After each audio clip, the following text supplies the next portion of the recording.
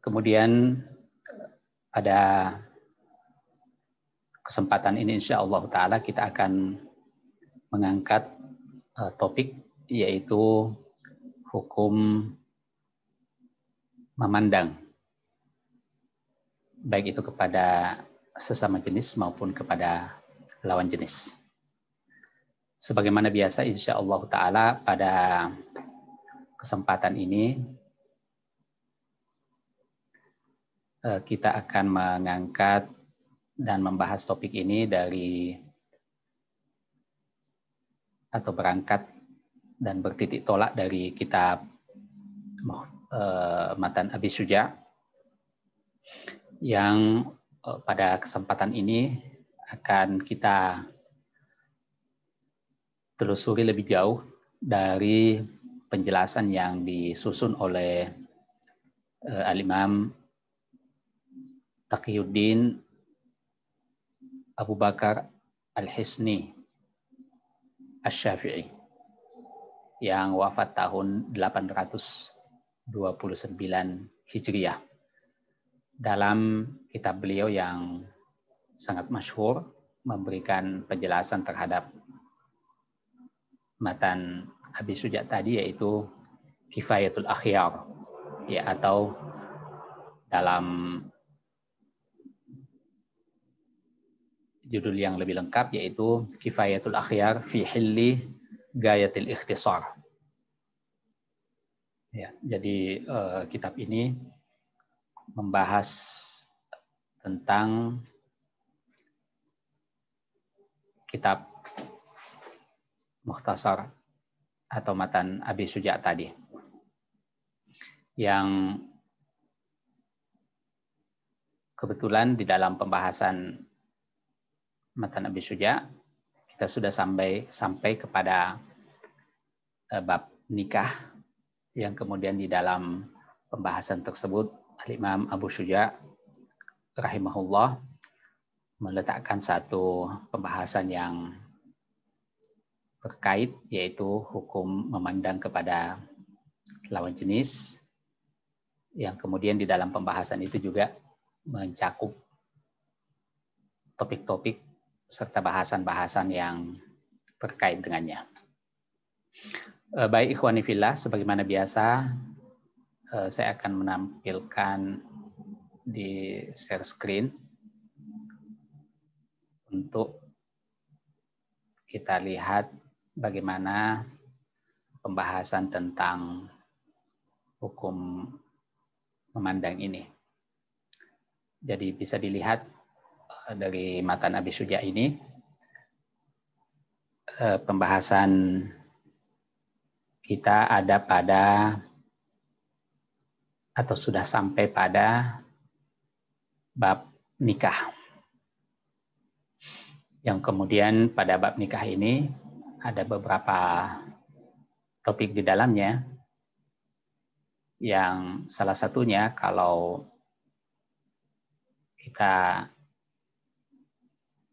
susun sistematikanya, mungkin kita bisa beri judul sebagai pergaulan dengan lawan jenis.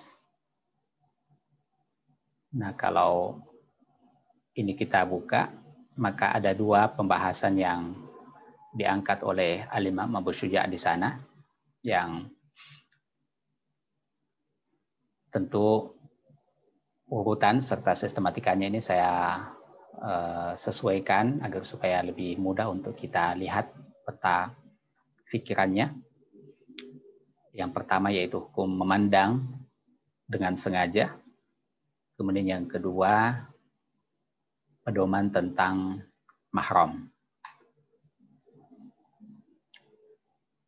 Nah, kita masuk ke bagian yang pertama, hukum memandang dengan sengaja, yang kalau kita urai ini akan terlihat ada 4 pembahasan utama di sana.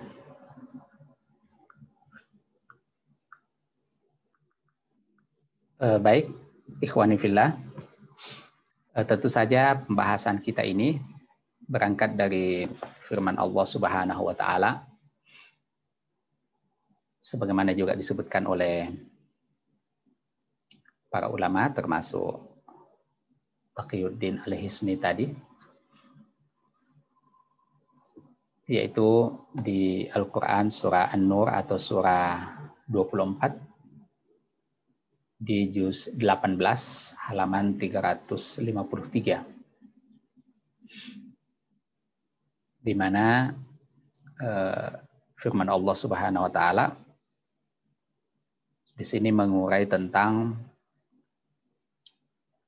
perintah Allah Subhanahu wa taala untuk menahan dan menundukkan pandangan atau menjaga pandangan. Ya, Allah Subhanahu wa taala berfirman, wa qul lil mu'minat, sebelumnya ya 30 31, ba'da a'udzubillahi minasyaitonir rajim, qul lil mu'minina yaghuddu min absarihim wa yahfazu furujahum dzalika azka lahum innallaha khabirum bima yasnaun. Wa qul lil mu'minati yaghuddna min absarihinna wa yahfazna furujahunna wa la yubdina zinatahunna illa ma dhahara minha wal yadribna bi khumurihinna ala juyubihinna wa la yubdina zinatahunna illa li bu'ulatihinna aw abaihinna aw abai bu'ulatihinna aw abnaihinna aw abnai bu'ulatihinna aw ikhwanihinna aw bani ikhwanihinna aw bani akhawatihin aw nisaihinna aw ma malakat aymanuhun aw ittabi'ina ghairi ulil irbati minal rijali aw ittifli alladziina lam yadhharu ala auratin nisa wa la yadribna bi arjulihinna liyu'lama ma yukhfina min zinatihin wa tubu ila Allahi jami'a ayyuhal mu'minuna la'allakum tuflihun. Arti dari maknanya, jadi di Al-Quran terjemah ini disampaikan judul kecilnya, pedoman pergaulan antara laki-laki dan wanita yang bukan mahram. Maknanya, katakanlah kepada laki-laki yang beriman agar mereka menjaga pandangannya dan memelihara kemaluannya. Yang demikian itu lebih suci bagi mereka, sungguh Allah Maha mengetahui apa yang mereka perbuat.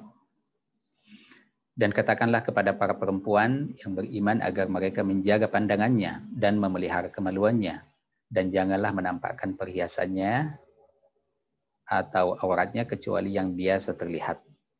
Dan hendaklah mereka menutupkan kain kerudung ke dadanya, dan janganlah menampakkan perhiasannya atau auratnya kecuali kepada suami mereka atau ayah mereka, atau ayah suami mereka, atau putra-putra mereka, atau putra-putra suami mereka, atau saudara-saudara laki-laki mereka, atau putra-putra saudara laki-laki mereka, atau putra-putra saudara perempuan mereka, atau para perempuan sesama Islam mereka, atau hamba sahaya yang mereka miliki, atau para pelayan laki-laki tua yang tidak mempunyai keinginan terhadap perempuan, atau anak-anak yang belum mengerti tentang aurat perempuan, dan janganlah mereka menghentakkan kakinya agar diketahui perhiasan yang mereka sembunyikan. Dan bertobatlah kamu semua kepada Allah, wahai orang-orang yang beriman, agar kamu beruntung. Jadi ayat ini, ikhwani fillah, tentu menjelaskan tentang pedoman pergaulan, termasuk di dalamnya adalah adab-adab memandang. Kemudian juga menjelaskan tentang mahram yang tentunya memang sangat terkait dengan persoalan memandang tadi. Baik, kita akan melihat lebih detail. Tentu juga tidak semua kandungan dari ayat itu kita angkat pada kesempatan ini, dan juga tidak semua bisa kita cover. Akan tetapi kita akan fokus kepada hal yang terkait dengan hukum memandang dengan sengaja ini. Jadi ikhwani fillah, sebagaimana bisa dilihat bahwa yang dimaksud dengan pembahasan kita ini adalah memandang dengan sengaja. Ya, jadi kalau itu terjadi tanpa sengaja, maka tentu tidak termasuk di dalam kategori pembahasan kita ini. Dan tentu ada kondisi misalnya adanya kebutuhan atau memang ada transaksi yang sedang terjadi, baik itu mungkin konsultasi atau jual beli dan semacamnya. Ya. Langsung saja kita lihat bahwa di sini ada 4 pembahasan. Yang pertama yang terkait dengan hukum memandang dengan sengaja ini, yaitu hukum laki-laki memandang dengan sengaja, baik itu kepada sesama jenisnya maupun kepada lawan jenisnya. Begitu juga hukum perempuan memandang dengan sengaja, baik itu kepada sesama jenisnya maupun kepada lawan jenisnya. Kemudian penjelasan tentang haramnya memandang dengan sengaja apabila itu dengan syahwat. Kemudian yang berikutnya hukum menyentuh tubuh orang lain dengan sengaja. Ya. Jadi kita lihat bahwa ulama kita mengurai pembahasan ini kepada 4 bagian ini. Kita masuk kepada bagian yang pertama, yaitu hukum laki-laki memandang dengan sengaja. Yang pertama, baik kepada sesama laki-laki, kemudian yang kedua kepada perempuan.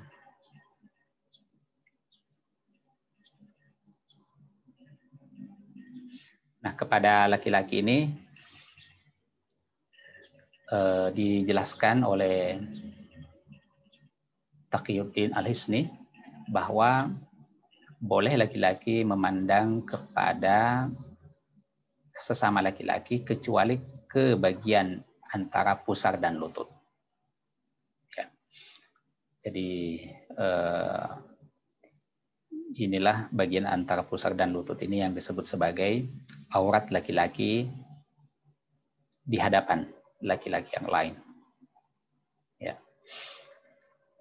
Walaupun tentu di dalam tata krama berpakaian tentu saja bukan berarti bahwa kalau cuma sesama laki-laki dalam pergaulan kemudian hanya menggunakan pakaian yang menutupi aurat saja, ya.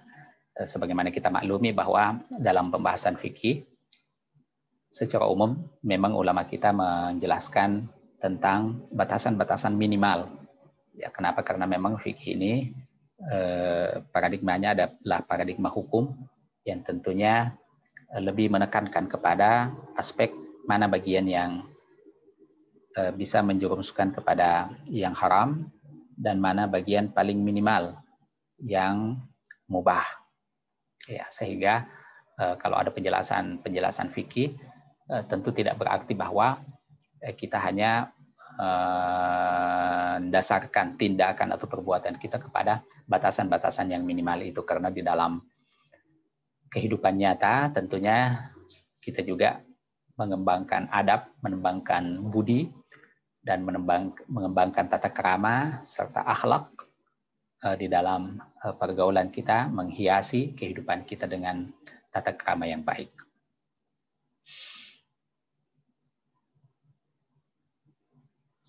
Ini yang pertama. Jadi hukum memandang dengan sengaja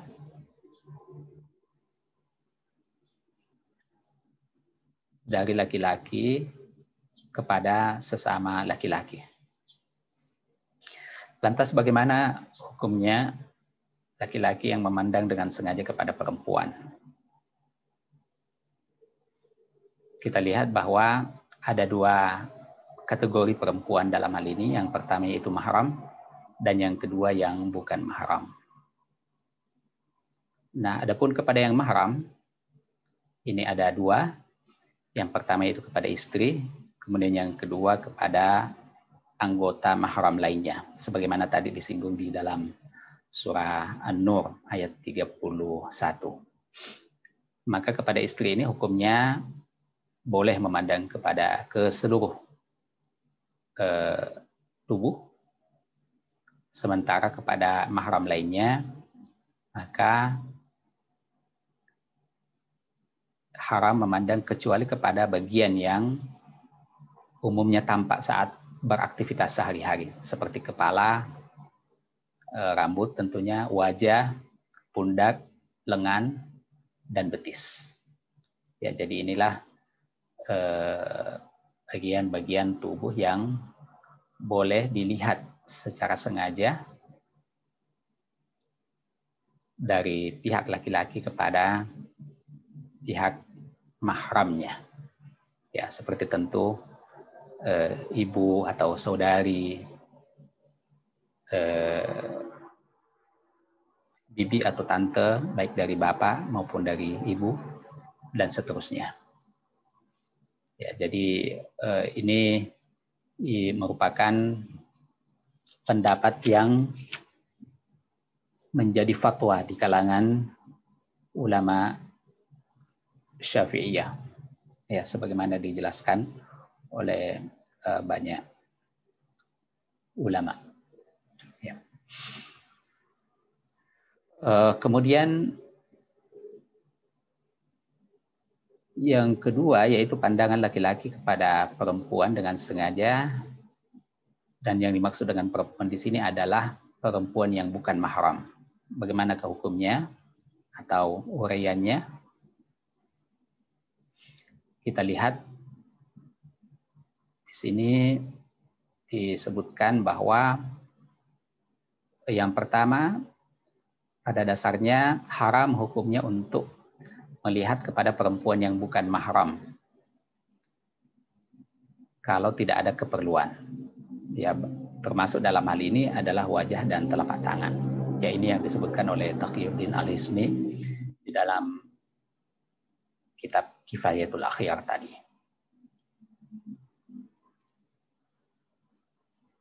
Ya, jadi kepada perempuan-perempuan yang bukan mahram, pada dasarnya haram hukumnya untuk melepaskan dan membiarkan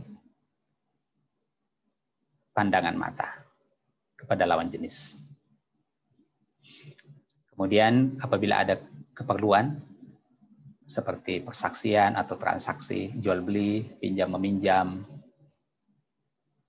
atau kebutuhan-kebutuhan duniawi lainnya, ya termasuk agama tentu saja, maka boleh secara sengaja melihat ke wajah.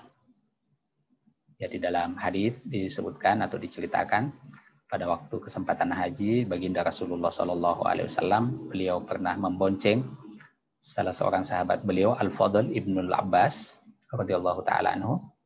Maka waktu itu Nabi SAW di atas ontanya berhenti untuk menerima pertanyaan dari jemaah haji. Kemudian datanglah seorang wanita yang bertanya kepada Rasulullah SAW. Maka waktu itu sahabat ini melihat kepada perempuan tersebut yang kebetulan cantik, sebagaimana juga sahabat tadi tampan, dan perempuan itu juga tadi melihat kepada sahabat ini. Maka Rasulullah SAW yang melihat peristiwa tersebut kemudian memalingkan wajah dari sahabat Al-Fadl Ibnul Abbas. Yang dari kisah itu tentu bisa kita lihat bahwa kalau ada kepentingan seperti tanya jawab seperti itu, maka boleh saja melihat kepada lawan jenis, sementara yang tidak berkepentingan dalam hal ini tentunya tidak masuk dalam kategori bolehnya untuk melepaskan pandangan secara sengaja kepada lawan jenisnya. Kemudian yang ketiga yang disebutkan di sini adalah melihat kepada lawan jenis yang bukan mahram karena akan melamar. Ya, jadi ini proses yang biasa kita kenal sebagai nazar, yaitu sebelum khitbah, sebelum melamar. Jadi ketika seorang laki-laki misalnya sudah akan memutuskan untuk melamar seorang perempuan, sebelum masuk ke proses lamaran itu, ya sebelumnya tentu mungkin dia sudah tahu bahwa adanya si fulanah A misalnya, dia sudah bertanya kepada keluarganya yang jauh misalnya, dan seterusnya. Maka sebelum masuk ke proses melamar ini, inilah yang disebut dengan nazar. Maka boleh melihat kepada wajah dan telapak tangan. Ya. Kemudian yang keempat yaitu melihat kepada wanita yang bukan mahram karena keperluan berobat. Maka ini boleh melihat ke bagian tubuh yang diperlukan dengan tingkat kedaruratan yang bertingkat-tingkat, ya, atau yang berbeda-beda.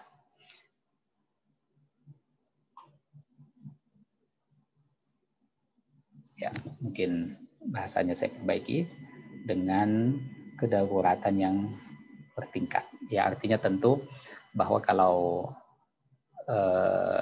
yang diperlukan hanya melihat, misalnya dengan berkonsultasi atau bertanya saja, misalnya apa keluhannya, kemudian berapa lama dan seterusnya, maka tentu dalam hal ini yang boleh dilihat itu misalnya adalah wajah saja atau wajah dan telapak tangan. Tapi kalau misalnya memang memerlukan tindakan berupa pemeriksaan, maka tentu hal itu dilakukan dengan tingkat kedaruratan yang bertingkat. Artinya bahwa kalau memang itu harus dilakukan, maka itulah yang mubah. Tapi kalau itu mungkin bisa diminimalisir atau dikonversi ke bentuk tindakan atau pemeriksaan yang lain, maka itulah yang mestinya ditempuh. Ya, jadi di sini berlaku bahwa kedaruratan itu memang memberikan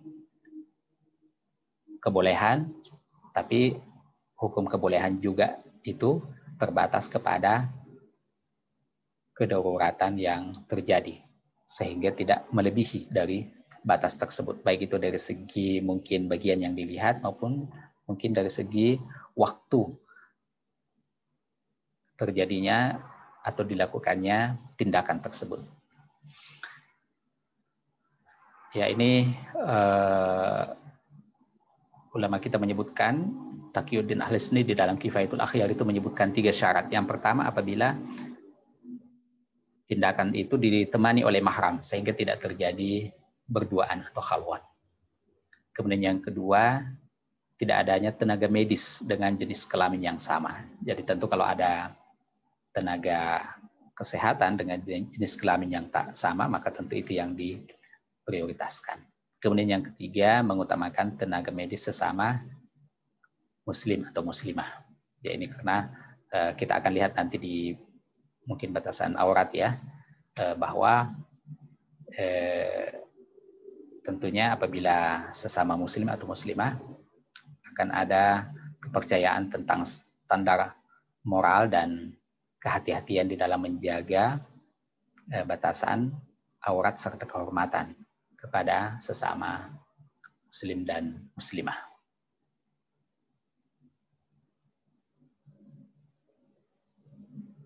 Ya.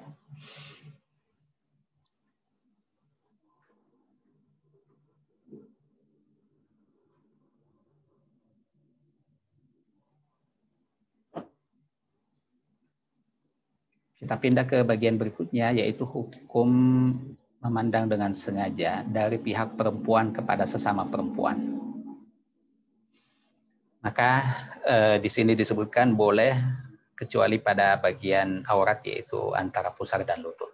Ya, sebagaimana juga di atas tadi, tentu saja bukan berarti bahwa dalam pergaulan hanya menggunakan pakaian yang minim seperti itu.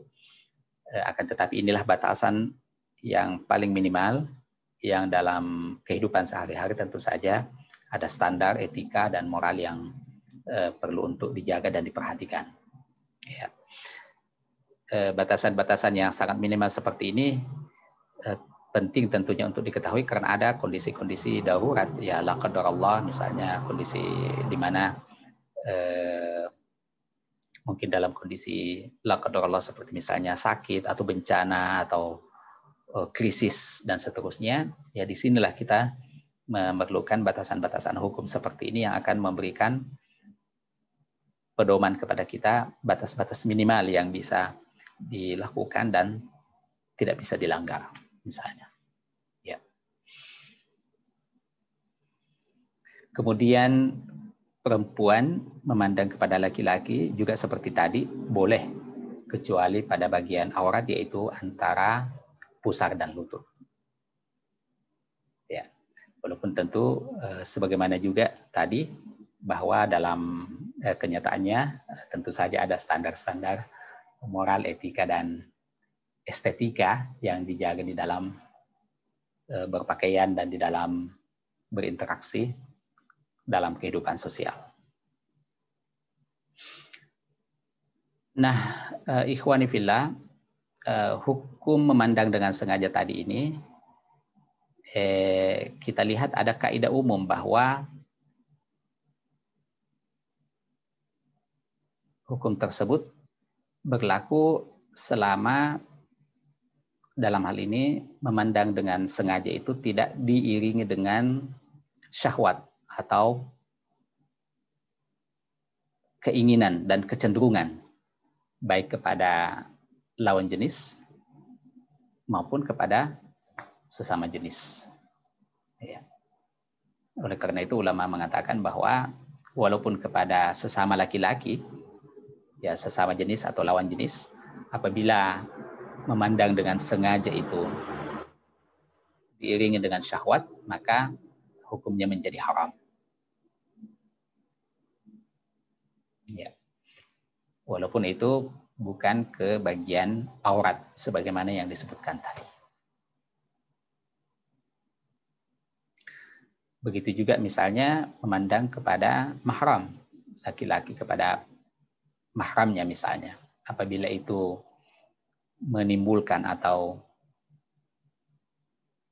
berisiko adanya syahwat, maka dalam hal ini memandang dan tindakan tersebut hukumnya menjadi haram. Ya, walaupun pada dasarnya boleh melihat kepada anggota-anggota tubuh tadi. Begitu juga yang ulama membuat pembahasan secara eksplisit adalah hukum memandang kepada amrat. Ya, amrat ini kepada anak-anak yang remaja yang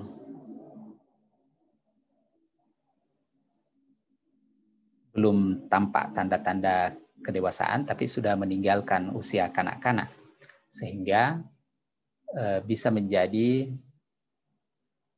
perhatian dan kecenderungan dari sesama laki-laki.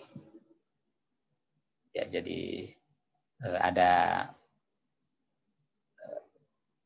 usia tertentu di mana seorang anak laki-laki itu mungkin karena belum tumbuh tanda-tanda balik, ya menjelang usia balik seperti itu.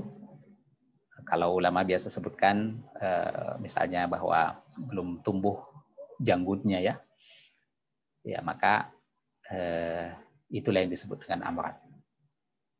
Ya, kalau di kitab Kifayatul Akhyar itu disebutkan, ada khilaf memang di kalangan ulama, tapi yang jelas bahwa apabila memandang kepada amrat itu dengan syahwat, maka memandang dengan sengaja itu hukumnya haram. Ya. Jadi kita lihat di sini ikhwas sekalian bahwa agama kita memberikan pedoman yang pada prinsipnya berangkat dari bagaimana menjaga kesucian serta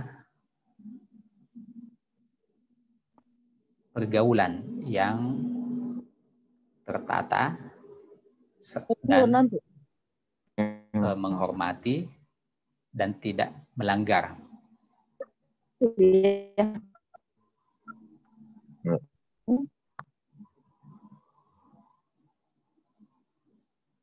Batas-batas yang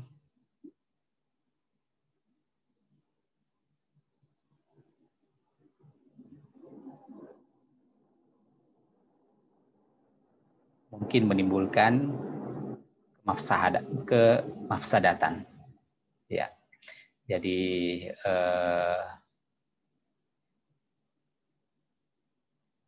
walaupun itu kepada sesama jenis, Tapi kalau menimbulkan kerusakan, maka agama kita memberikan pedoman untuk menjaga hal tersebut.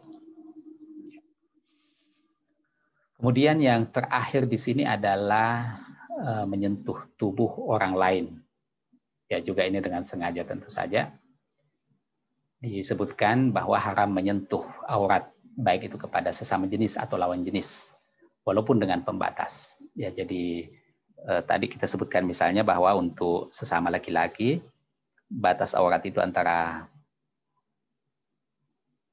pusar dan lutut. Maka ulama kita menyebutkan bahwa pada dasarnya tidak boleh menyentuh dengan sengaja kepada atau meraba ya kepada aurat orang lain, walaupun itu mungkin ada pembatas. Ya. Jadi kita lihat bagaimana pandangan ulama-ulama kita ini memberikan batasan yang lebih menjaga kehormatan dan tata krama, serta mencegah timbulnya fitnah, ya apalagi kerusakan. Sebagaimana juga haram untuk menyentuh bagian tubuh mahram, walaupun bagian tersebut pada dasarnya boleh dipandang. Ya, jadi ini secara sengaja ya, tentu yang dimaksud laki-laki yang balik dan perempuan yang balik, bahwa mahram misalnya tentu saja seperti tadi melihat lengan atau betis dan seterusnya, tapi pada dasarnya tidak boleh secara sengaja menyentuh anggota-anggota tubuh tadi, walaupun mungkin meraba ya anggota-anggota tubuh tadi, walaupun anggota-anggota tubuh tadi pada dasarnya boleh dilihat, dan mungkin perempuan itu pun tidak menutupinya di dalam melaksanakan kegiatan dan aktivitasnya sehari-hari. Ya. Jadi kita lihat ikhwas sekalian, pembahasan tentang pergaulan ini yang lebih spesifik mengangkat tentang hukum memandang dengan sengaja, baik itu kepada sesama jenis, laki-laki kepada laki-laki, perempuan kepada perempuan, maupun kepada lawan jenisnya, laki perempuan dan sebaliknya.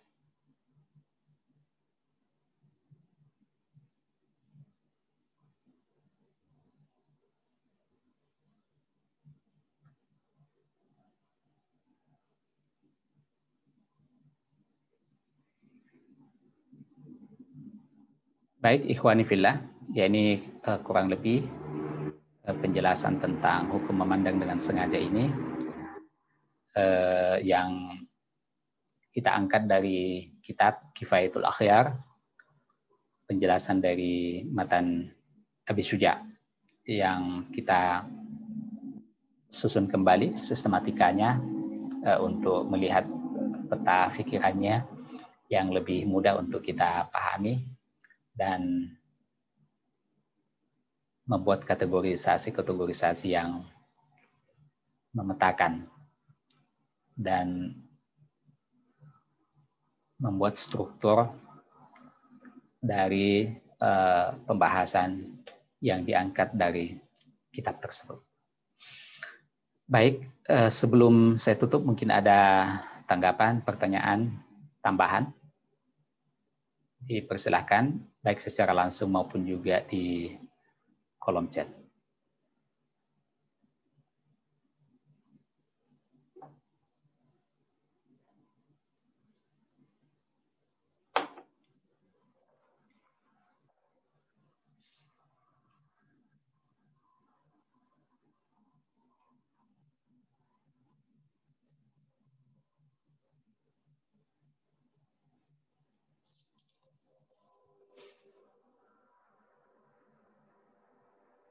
Mudah-mudahan materi kita pada subuh hari ini dimudahkan oleh Allah Subhanahu wa taala untuk saya tuangkan dalam bentuk tulisan yang lebih terstruktur sehingga bisa dimurajaah secara cepat, dan tentunya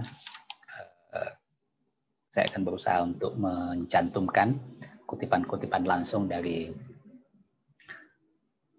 para ulama, khususnya dari kalangan Syafi'iyah, untuk melihat secara langsung bagaimana pembahasan mereka tentang persoalan ini, yang sebagaimana kita lihat tadi memberikan pedoman yang sangat baik dan berusaha untuk mewujudkan masyarakat yang lebih terjaga di atas fitrah serta kebajikan. Demikian ikhwas sekalian, tentunya insya Allah Ta'ala hal-hal lainnya baik itu tambahan, pertanyaan, diskusi, dan seterusnya bisa kita lanjutkan di grup Telegram yang di sana hal-hal yang terkait dengan materi ini maupun di luarnya bisa kita lakukan. Demikian ikhwas sekalian, mudah-mudahan kajian kita pada pagi hari ini bermanfaat kepada kita sekalian, dan mohon maaf atas segala kekurangan. Wassallallahu ala nabiyina Muhammad wa ala alihi wa sahbihi wasallam. Wassalamualaikum warahmatullahi wabarakatuh.